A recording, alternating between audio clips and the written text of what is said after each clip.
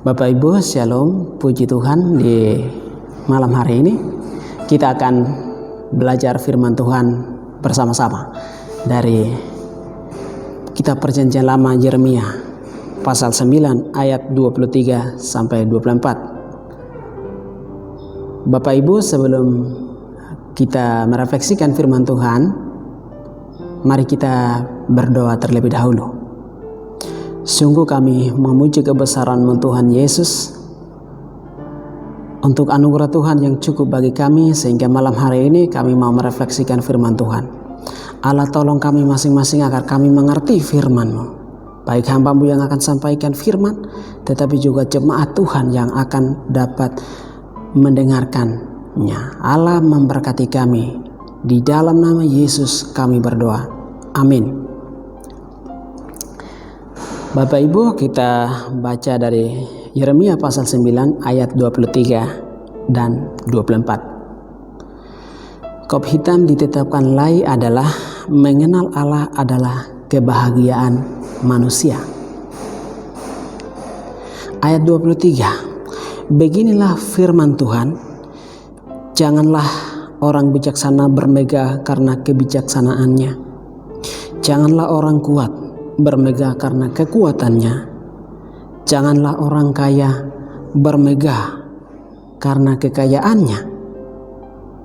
Tetapi siapa yang mau bermegah, baiklah bermegah karena yang berikut, bahwa akulah Tuhan yang menunjukkan kasih setia, keadilan dan kebenaran di bumi. Sungguh semuanya itu kusukai. Demikianlah firman Tuhan. Bapak Ibu yang dikasihi dan diberkati Tuhan, dengan tema yang ditetapkan oleh Lay adalah mengenal Allah adalah kebahagiaan manusia. Maka dari pembacaan ini saya memberikan satu topik pendek untuk refleksi kita adalah kebutuhan pokok manusia adalah mengenal Allah. Oke? Kebutuhan pokok manusia adalah mengenal Allah. Maka Bapak Ibu yang dikasihi Tuhan, kita akan belajar tentang pokok. Pokok itu berbicara sesuatu yang terutama dalam diri, dalam kehidupan manusia. Maka Bapak Ibu yang dikasihi Tuhan, dengan tema kebutuhan pokok manusia adalah mengenal Allah, maka tentunya kitab ini bercerita tentang beberapa hal yang menjadi pokok terutama. Nah, terlebih kita juga melihat latar belakang sedikit. Kitab ini ditulis oleh Nabi Yeremia yang kemudian dia dipanggil oleh Tuhan dan dia bernubuat di kerajaan Yehuda. Dan selama masa hidupnya, saudara, orang Israel tidak ada yang bertobat dan percaya kepada Tuhan dalam masa pelayanannya. Ini saudara satu tantangan yang memang dialami oleh hambanya Nabi Yeremia. Maka kalau kita membaca kitab ini, maka kita akan mendapatkan ada kata-kata tertentu yang tersirat di dalamnya adalah ada kata kesedihan, ada sakit hati, ada ratapan-ratapan yang kita akan ketemukan di dalam kitab ini. Bahkan kita juga akan menemukan kata murtad itu 8 kali dan juga kata tidak setia 9 kali dalam kitab ini. Kita akan lihat bagaimana ketidaksetia dan kemurtadan orang Israel. Dalam pasal 9 ayat 13 dan 14, berfirmanlah Tuhan, oleh karena mereka meninggalkan Tauratku yang telah kuserahkan kepada mereka, dan oleh karena mereka tidak mendengar suaraku dan tidak mengikutinya, melainkan mengikuti kedegilan hatinya dan mengikuti para Baal seperti yang diajarkan kepada mereka oleh nenek moyang mereka. Inilah letak persoalan sehingga di mana hambanya Nabi Yeremia dengan kesedihan hati, kemudian sakit hati atau rasa kecewa, walaupun demikian dia tetap berkhotbah secara tegas dan keras terhadap umat Tuhan. Nah, dalam pembacaan kita ini ada 3 hal penting yang ditonjolkan oleh hamba Tuhan Yeremia adalah kebijaksanaan, kekuatan, dan kekayaan. Nah, Bapak Ibu yang dikasihi dan diberkati Tuhan, sangatlah penting dalam gereja, di dalam kehidupan sebagai orang percaya membutuhkan kebijaksanaan. Dengan kebijaksanaan itu kita bisa mengambil satu keputusan-keputusan etis, keputusan-keputusan yang bisa membuat orang lain senang dan tidak merugikan. Tetapi banyak juga kita akan menemukan di luar sana orang menggunakan dengan kepintaran dan kepandaian akan mempergunakannya itu semena-mena dan sewenang-wenangnya, akan memperlakukan, akan mengambil keputusan sepihak. Itu sering kita jumpai di hukum, di pengadilan, di mana-mana.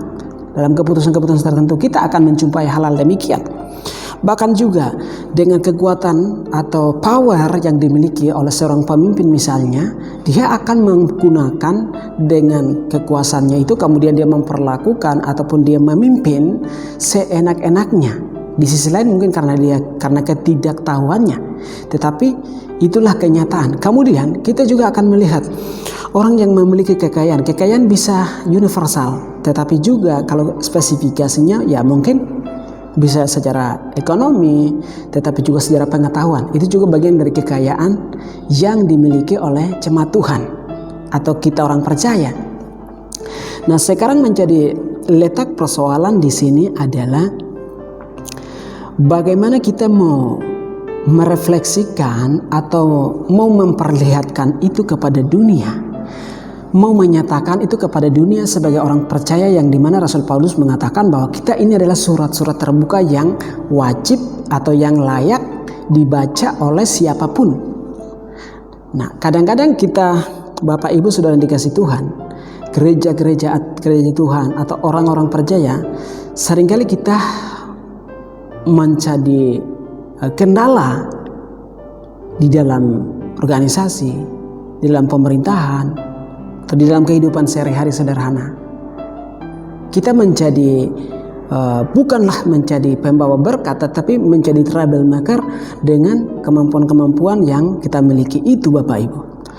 Maka yang diperlukan di sini adalah kebutuhan pokok manusia adalah pengenalan akan Tuhan. Maka pengenalan akan Tuhan itulah yang membuat kita menundukkan diri kita di hadapan Tuhan dengan kebijaksanaan, kekuatan atau kekuasaan yang memiliki, bahkan juga kekayaan yang dimilikinya. Maka itu semua akan dilihat sebagai sarana untuk memuliakan Tuhan.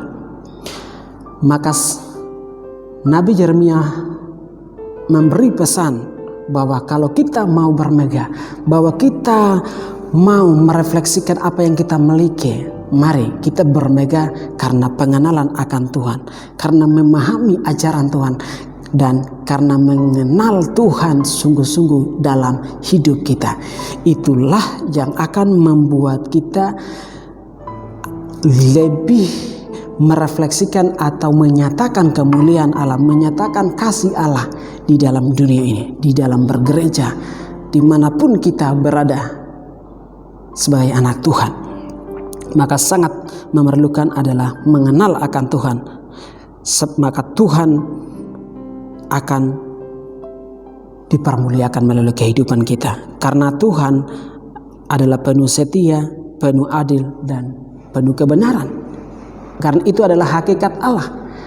Maka secara tidak langsung ketika kita menundukkan diri di hadapan Tuhan dan kita mengenal Allah menjadi pokok dalam kehidupan kita, maka kita akan merefleksikan, kita akan menyatakan kasih Tuhan melalui kehidupan kita kepada dunia, kepada orang yang tidak percaya Tuhan sekalipun, sehingga melalui kita mereka bisa percaya dan mengenal Tuhan.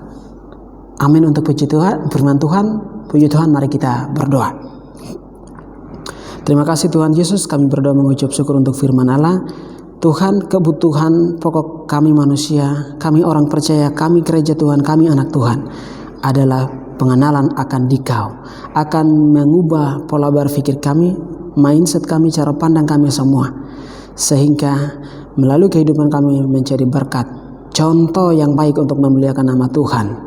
Tuhan, tolong ampuni kami, Tuhan kuatkan kami sehingga kami boleh menjadi berkat di tengah-tengah kehidupan berjemaat.